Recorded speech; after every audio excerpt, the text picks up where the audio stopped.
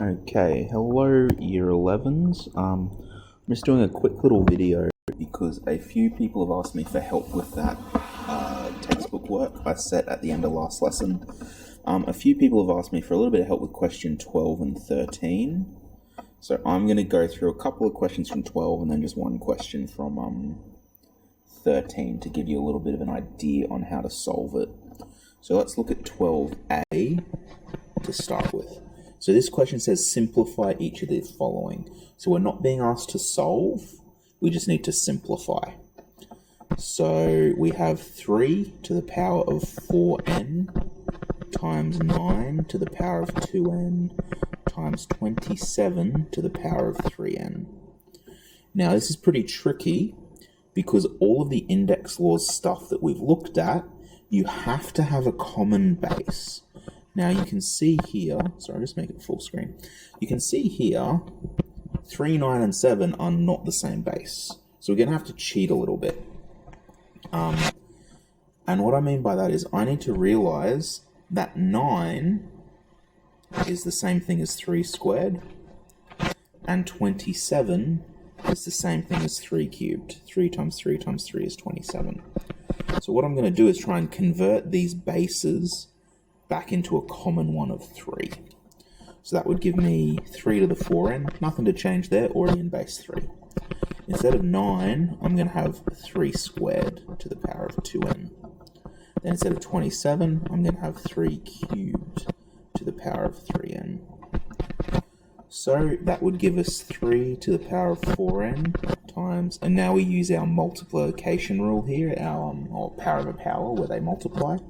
3 squared to the power of 2n would become 3 to the power of 4n, and 3 cubed to the power of 3n would become 3 to the power of 9n.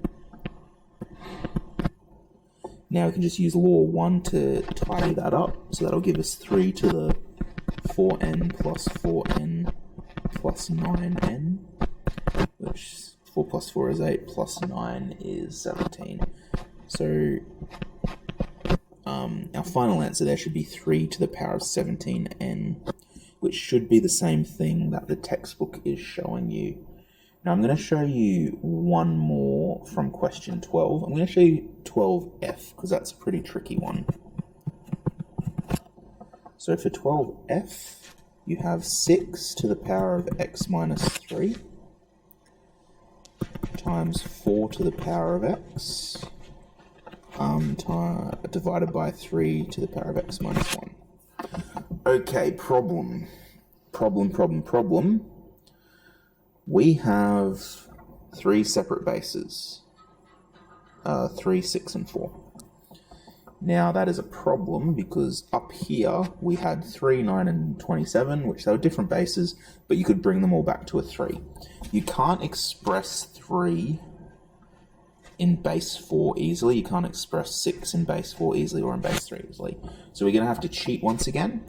This way, the way we're going to cheat is I'm just looking at this, and I know that 6 is just 3 times 2.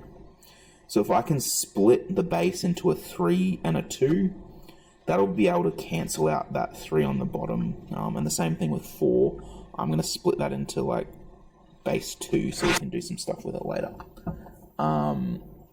Okay, so the way I'm going to do that is I'm going to split everything down to basically prime numbers in the bases. So instead of 6, I'm going to have 3 times 2 to the power of x minus 3. Instead of 4, I'm going to have 2 times 2 to the power of x. And then underneath, 3 is already in a prime number base, so I'm just going to leave it as is, x minus 1. So if I ever have 2 things inside of brackets that's raised to a power, you can just apply that power to both. So 3 times 2 to the power of x minus 3 becomes 3x minus 3 times 2x minus 3. So that's sort of like the opposite of law 1, where if you have 2 things multiplied with the same base, you add the tops. This one's if you have different bases, but the same index, the same power, you can just multiply them together. So 3x minus 3 times 2x minus 3 is the same thing as 6x minus 3. Okay, and then over here, both these 2's will get the index of x, the exponent of x, So that becomes that. And then on the bottom, like I said, 3x minus 1 stays as is. So what we can do now is just simplify that. So on the top, we have a bunch of things in base 2. So we're just going to add those indexes together. We also have 2 things of base 3 that are divided. So what I'm going to do is just minus those away from each other, minus the indexes away according to law 2, the division law. So 3x minus 3 divided by 3x minus 1 is just 3x minus 3 minus x minus 1. 2x minus 3 times 2x, you just add the x, and then add the next x as well. And because we've cancelled that division, there's no longer a fraction here. So we've cancelled that bottom 3x minus 1 term. Okay, let's evaluate up the top.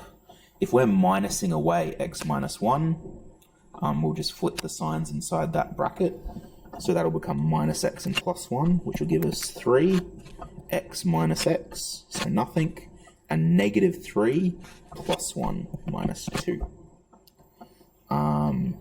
And then over here for this 2 term, x minus 3 plus x, well that's just going to be times 2x, sorry, not x, we have 3x. And then there's nothing for that minus 3 to combine with, so we just go left with that. Now, I didn't go through this in class in much detail, but I don't like negative indexes, so we always try and get rid of that. So instead of 3 to the negative 2, we can always represent a negative index just on the bottom of a fraction. So this would become 2 to the 3x minus 3 over 3 squared. And you could also write that as 2 3x minus 3 divided by 9. I'm not quite sure which representation the textbook shows it as in the answers, but it should be one of those versions. Okay, so that's question 12. In what I've done there, you should be able to apply the same ideas to every single other one of 12. Using that, just splitting the base, either by recognizing that 9 is a version of 3, just 3 squared, or by splitting the base saying, okay, 6 is just 3 times 2, and looking for stuff to cancel like that. You should be able to solve all those other question 2s. I'm just going to go through 13a as well. So 13a is where we simplify and evaluate. So it wants us to not only simplify, but then come to an answer once we have. So simplify and evaluate 13a, we have 8 cubed to the power of 4 divided by 2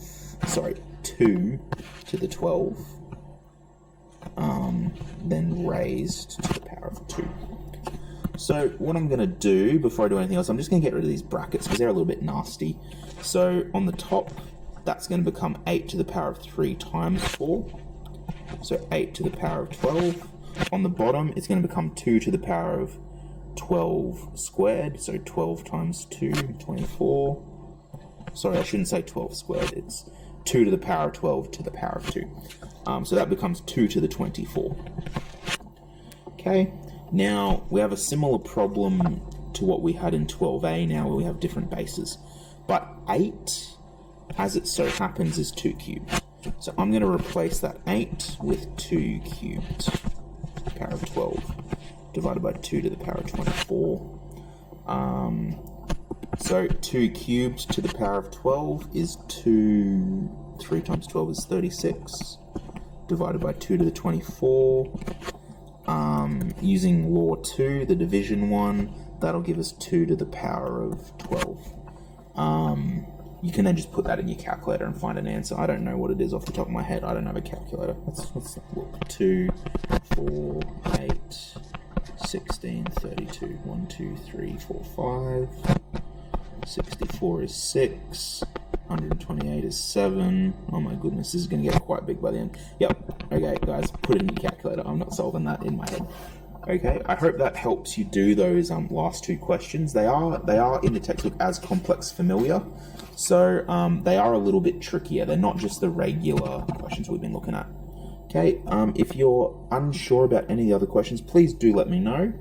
Make sure you are attempting the work as we go. You're going to find yourself in a very bad way if you aren't keeping up with this.